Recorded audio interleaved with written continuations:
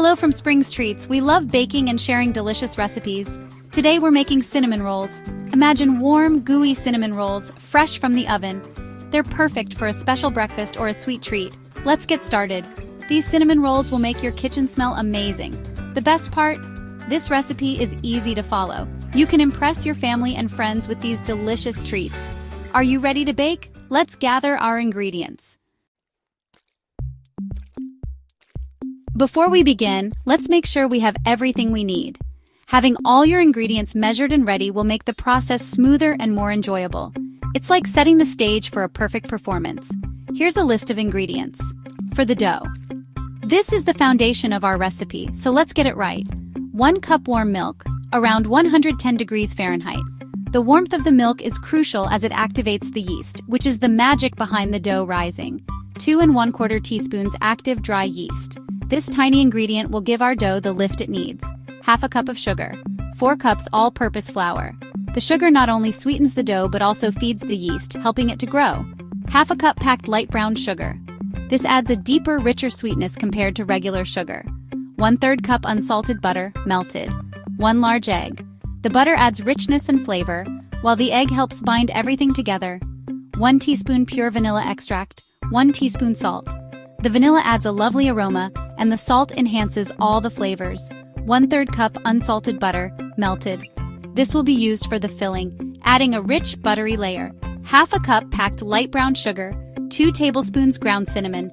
The combination of brown sugar and cinnamon creates that classic, irresistible filling. 4 ounces cream cheese, softened. This will be the base of our frosting, adding a tangy, creamy element. 1/4 cup unsalted butter, softened. 1 cup powdered sugar. The butter adds richness, while the powdered sugar sweetens the frosting to perfection. 1 teaspoon pure vanilla extract. This will enhance the flavor of our frosting, making it absolutely delicious. Make sure your ingredients are at room temperature, unless otherwise stated. This ensures they mix together smoothly and evenly. This will help the dough rise properly. A well-risen dough is key to achieving that light, fluffy texture we all love. Now let's move on to the first step. With all our ingredients ready, we're set to create something truly delicious. Yeast is our magic ingredient. It's the key to making our baked goods rise and become wonderfully airy and light. It makes the cinnamon rolls light and fluffy, giving them that perfect texture we all love. We're using active dry yeast, which is a common type of yeast used in baking. It needs to be activated before we can use it.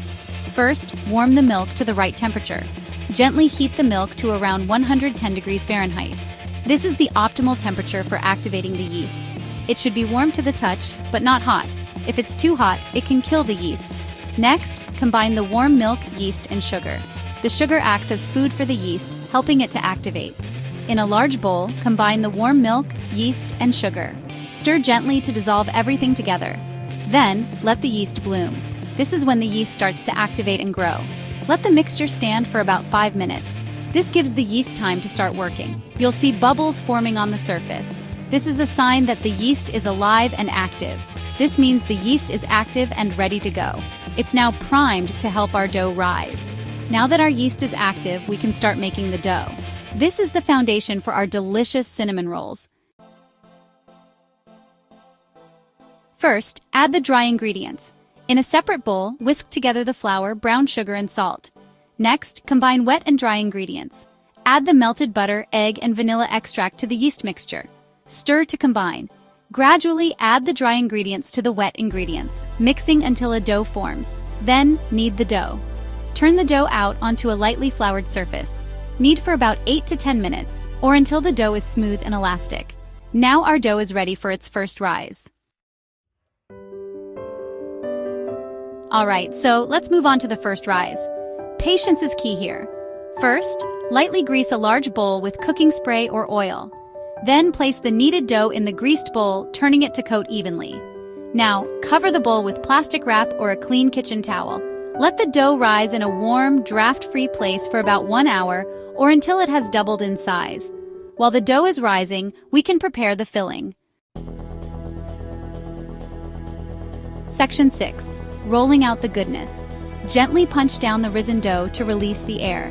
On a lightly floured surface, roll out the dough into a large rectangle, about 12 by 18 inches. Make sure the dough is evenly rolled out. This will ensure that our cinnamon rolls bake evenly. Section 7. The sweet cinnamon swirl. Brush the melted butter evenly over the surface of the rolled-out dough. In a small bowl, combine the brown sugar and cinnamon. Sprinkle the mixture evenly over the buttered dough. Now, for the fun part, rolling up our cinnamon rolls. Section 8. Shaping our rolls. Starting from one of the long edges, tightly roll the dough up into a log. Using a sharp knife or dental floss, cut the log into 12 equal rolls. Arrange the rolls, cut side up, in a lightly greased 9 by 13-inch baking dish. Our cinnamon rolls need one more rise before they're ready for the oven. Section 9. The second rise in baking. This section is all about the crucial steps that follow the initial preparation of your dough. It's where the magic truly begins to unfold, transforming your dough into delightful cinnamon rolls. Cover the baking dish with plastic wrap or a clean kitchen towel.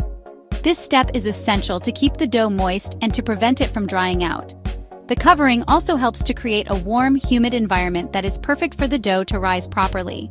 Let the rolls rise in a warm place for about 30 to 45 minutes, or until they are puffy and almost doubled in size. This second rise is crucial as it allows the dough to develop its final texture and flavor. The yeast will continue to ferment, producing carbon dioxide that makes the dough expand and become airy. While the rolls are rising, preheat your oven to 350 degrees Fahrenheit. Preheating the oven ensures that it reaches the right temperature by the time your rolls are ready to bake. This step is important because baking at the correct temperature helps the rolls to cook evenly and achieve that perfect golden brown color. Bake the rolls for 20 to 25 minutes, or until they are golden brown and the filling is bubbly.